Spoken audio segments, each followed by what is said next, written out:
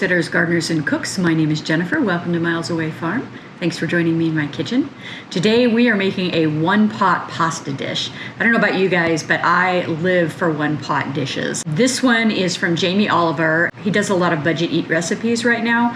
He's out of the UK, and this one came up as a budget-friendly, kid-friendly meal. It's basically mac and cheese with greens, but backed off on the cheese quite a bit. So it's kind of a lighter version of mac and cheese with lots and lots of greens in it.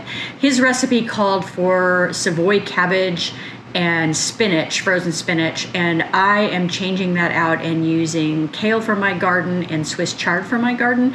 But altogether, it's about 2 pounds of greens, and so it's a lot of greens. It's super healthy in that sense. I don't know about you guys, I tend to eat greens in the spring, and then during the summer when I'm flush with things like cucumbers and tomatoes and peppers, they tend to kind of fall off my radar.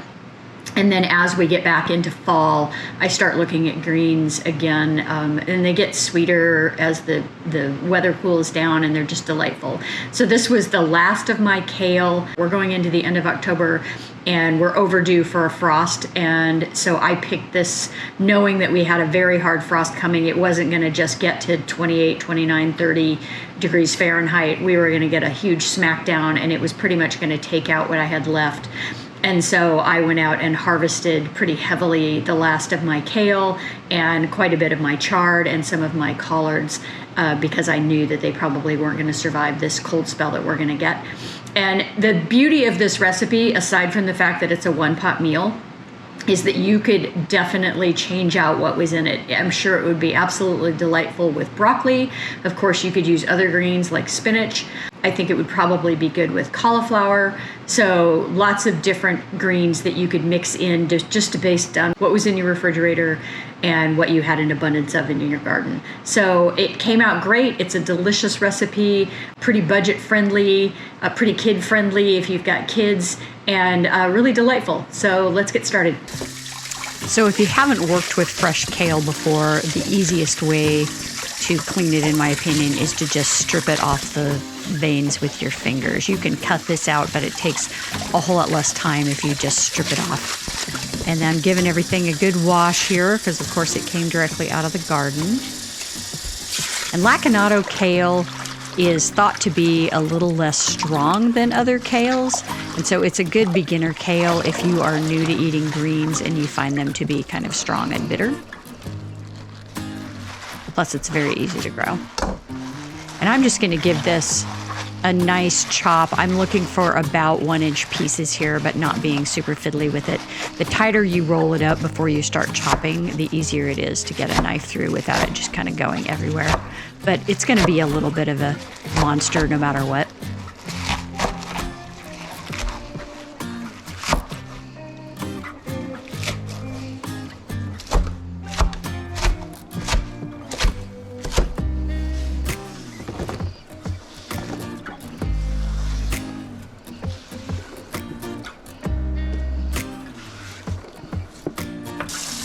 And then same process with the chard. Just strip it off of the veins. You can eat those chard stems, but they take a little longer to cook, and I'm not a huge fan of them. Chard's a bit of a heavy lift for me. It's in the beet family, and so it's quite strongly flavored. I actually prefer kale, but it was a nice addition to this particular recipe. So there is all of our greens, and that's about 2 pounds, so it's not an insignificant amount. Got a couple cloves of garlic here.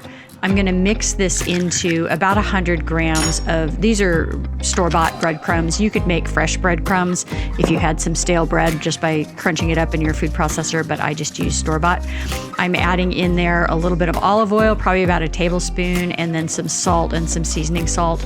And I'm just mixing that together with my fingers. This is going to be a breadcrumb topping. This recipe called for a couple of spring onions or scallions or green onions. They go by a lot of different names. I happen to have them on hand, and so I'm going to go ahead and use them. But you could use any allium in this recipe. So shallots would work, regular yellow onions or red onions or white onions would also work. I also am using some bacon in this recipe. The original recipe was vegetarian, but I decided to throw a little meat in here. These are bacon ends that I got from my butcher. We just bought a half a pig, and normally I make my own bacon. I have a recipe for that on my YouTube channel.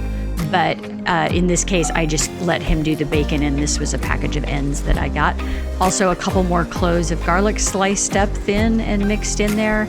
And I'm just letting that fat render out of that bacon and getting everything cooked a little bit before I throw in my green onions. Those are going to cook quite fast, so only a couple of minutes here. And then I'm starting to add all of my greens. I didn't quite have enough room in the pot for all of them, and so I cooked these down for just about a minute before I added the rest here. And the moisture that's left on those greens is going to steam them, and it's going to help break them down pretty quickly. So there's the last of our greens going into the pot. And it's always amazing to me how quickly these cook down. Have you guys ever seen this funny meme? So you start out with 2 pounds and then you end up with what seems like a cup. We're going to add a couple tablespoons of flour into this. This is going to help thicken up our cream sauce. You could use tapioca starch, you could use arrowroot starch, you could use cornstarch. It doesn't have to be flour.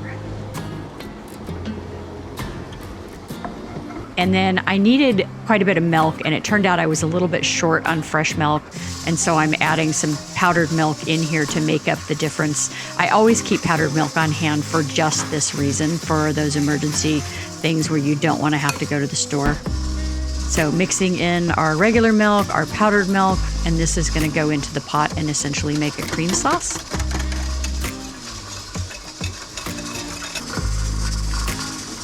And you could use whatever fat content on the milk you wanted. Mine is quite low because of what I used, but you could even use cream and half if you wanted. A little bit of salt, some pepper, a little bit of red pepper flakes, and then this is about a tablespoon of Dijon mustard, which is a nice addition to any kind of a pasta or cream sauce. It just gives it a nice little bite. You don't taste the mustard, it just adds a little something. And then we're gonna bring that to a boil until things start to thicken up.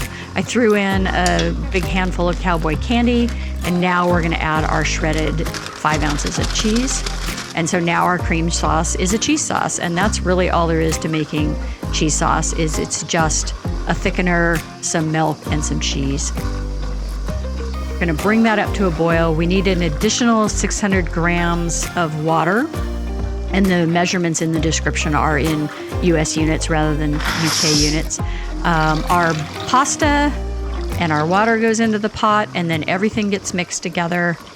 And then we're gonna bring that up to a boil and let it simmer for a couple of minutes before we start baking it in the oven, just to give that pasta a head start, because you don't wanna end up with undercooked pasta. We're adding our breadcrumb mixture to the top now that this is cooked for a couple of minutes. And this really makes the dish. This breadcrumb is so delicious, it's definitely worth adding. And then a little bit of Parmesan on top, just because why not? And then that goes into an oven. I have my pizza stone in my oven because I keep forgetting to take it out after making pizza. Anybody else do that? So it's been in there for about a week. It looked like it was done, but I didn't have any browning on the top, so I stuck it under the broiler for a couple of minutes just to give the breadcrumbs a little bit of crisping, and that was definitely very effective. I got almost two done, but not quite. And then I just let it sit for 5 minutes, and it was ready to dish up. And this pasta was perfect. A lot of times on these one-dish pasta bakes like this, they end up super gummy and starchy, or the pasta is overcooked, or the pasta is undercooked. And this one really nailed it. It's a delicious recipe and really simple. Give it a try, tribe. Thanks for watching. If you like this kind of content, give me a thumbs up, leave me a comment, subscribe, and share. I have new content coming out every week.